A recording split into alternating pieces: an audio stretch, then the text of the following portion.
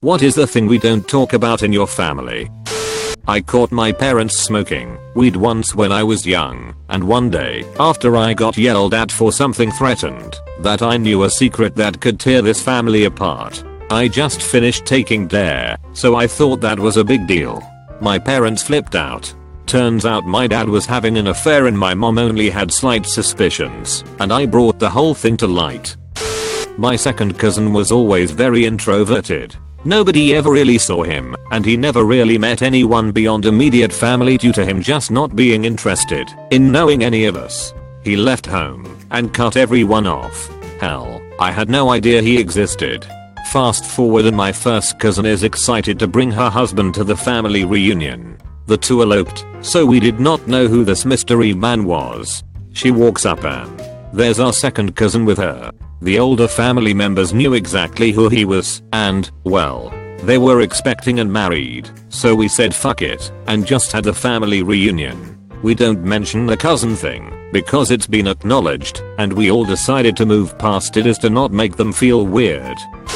That my family was very involved with a small 50 family top secret cult that included preparing for the end of the world and stockpiling canned goods and water in $1 million barn in the woods surrounded by small cabins. My parents got recruited for this cult when I was 4 years old and left when I was 15.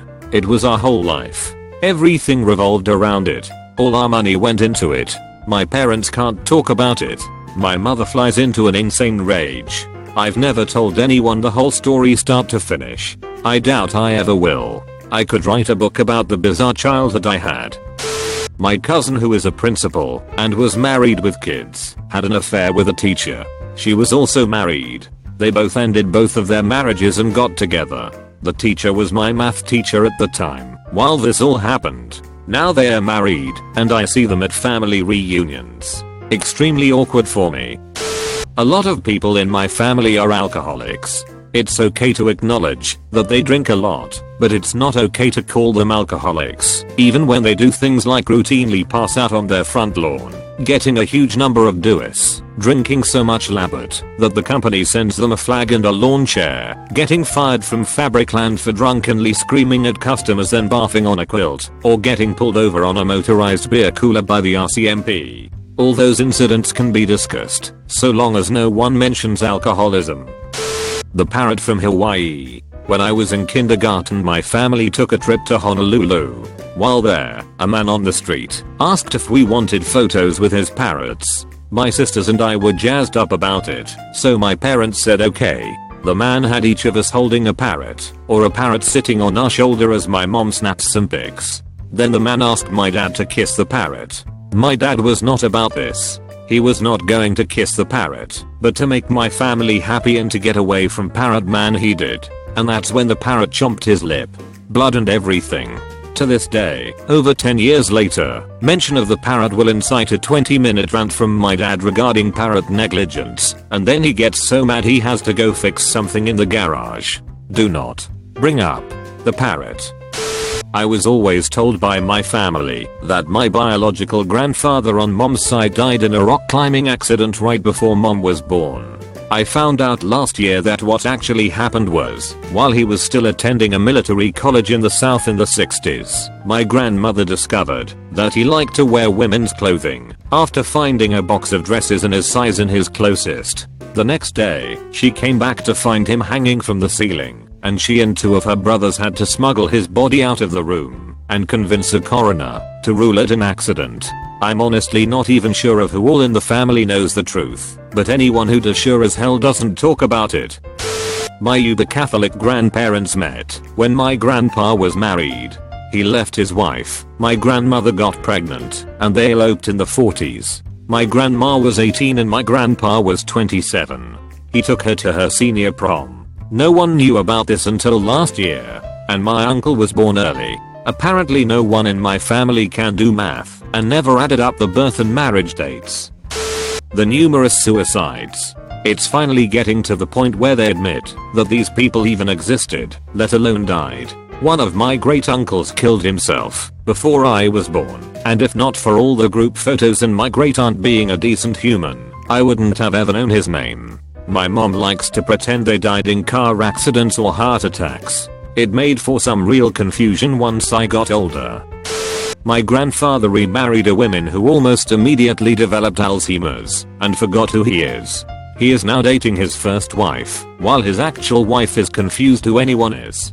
He refuses to divorce because the scumbag family of his second wife bailed when they saw how expensive she was going to be, and my family had to get her care because she was too much for my grandfather to take care of. He is almost 90. I called out the relevant members of her family for bailing and was told I was being rude, which might be true, but I'm also fucking right.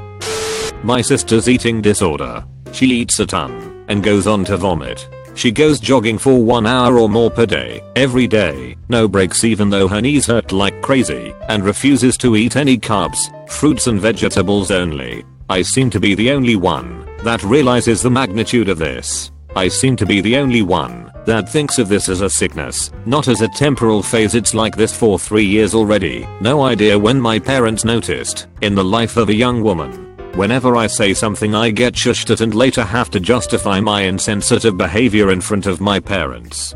So I just kind of gave up on arguing. Not sure what I can do to change things without disrupting the family.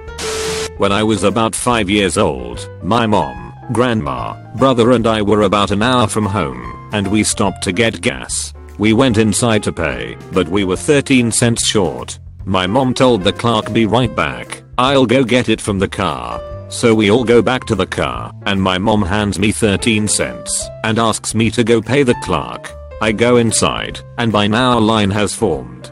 I waited in line, not realizing that I probably would have been fine to just go up to the front to just hand him the money. When I finally finished, I walk outside, and I could see our minivan driving away. My family was nowhere to be found. They'd left without me, in an unfamiliar neighborhood, 50 miles from home. I got scared, but I can remember feeling like, surely this isn't as abnormal as it feels. They'll be right back, right? So I began to cry, and I walked over and sat on a concrete slab next to the gas station. I'm not sure how long it was, but at least several minutes later I finally saw the van returning. When they pulled up, my mom was bawling, and she began hugging and kissing me and apologizing. Apparently what happened was my brother, 7-yo, closed the heavy sliding door, and my mom, hearing that sound, assumed it was after I'd crawled back in, so she started to drive away. After all, how long could it take me to deliver 13 cents? The story definitely makes my mother look pretty bad, but because I was so young when it happened, and it was so out of character for her, I was never really mad at her. So for the next 15 years or so, we'd tell people that story and kinda laugh about it. My mom would laugh too. Turns out, her laughter was forced. It tore her up inside anytime we talked about it. She finally confessed to us how it made her feel, and we all just sorta agreed to never bring it up again. We weren't mad at her, we'd totally forgiven her for her mistake and made sure she knew that, but she was never able to forgive herself. She's still around and is an amazing mother. We just never tell that story anymore. My mother's mental and physical abuse of both me and my sister during our childhoods.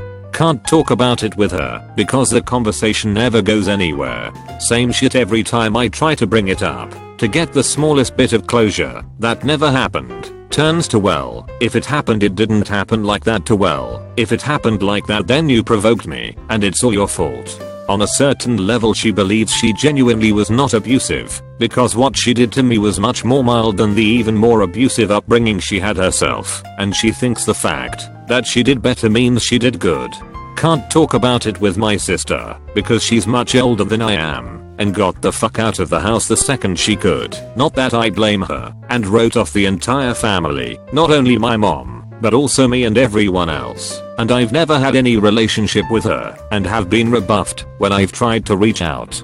Can't talk about it with extended family, because my mother never did anything in front of them, and I'm a perpetual fuck up, so I have zero credibility. Tried talking to an aunt I used to be close to about it once, and she scolded me for making up stories, and immediately told my mother what I had said. I knew that if she didn't believe me none of the rest of them would, and never tried again. Apparently our dad had another kid about 8 years older than me. My mom blurted something about it after their divorce when she was pissed about something. It was along the lines of, if he thinks he can forget you exist like that other kid of his. She then turned very white, and I was never able to get more out of her than that. My dad pretends he doesn't know what I'm talking about, but has apparently told my brother a bit of the story and then backtracked and never talked about it again. So yeah, apparently I'm not the oldest. Okay, to break the chain of secret girlfriends and estranged relatives, my family does not talk about cottage cheese. I can tell you want to hear more about this. For that we must start at the beginning. My father is a lover of all things dairy. He would drink so much milk as a child his mother would tell him, you either have to become a dairy farmer or marry a farmer's daughter. And dear dad did just that when he and my mom tied the knot. Dad also loves cheese, solid cheese, soft cheese, and cottage cheese. Dad is, however, very squeamish. He cannot stand the sight or thought of blood, body fluids or cheese curds. This makes enjoying his cottage cheese by the quart difficult. No one is allowed to talk about cheese, curds, whey, or how it is all made when he is enjoying his snack. If you make the mistake of mentioning any of these things, dad ends the conversations by throwing his hands in the air and yelling, we don't talk about that. My sister's weight. Extremely touchy subject. She started putting on the pounds at about age 11 and hit 375 before graduating from high school, along with other eating disorder standbys like hoarding and hiding food and stealing money to buy it. Her efforts to lose weight included things like pinning swimsuit model pin-ups to the fridge for encouragement. It didn't help that she was emotionally fragile and had anger management issues. My parents apparently thought that they could avoid conflict by banning all discussion of the most visible symptom of her failed coping skills. Boy, were they wrong. They didn't tolerate the lying or the stealing. There was some memorable shouting, but there was absolutely no treatment for the actual addiction, the source of the conflict.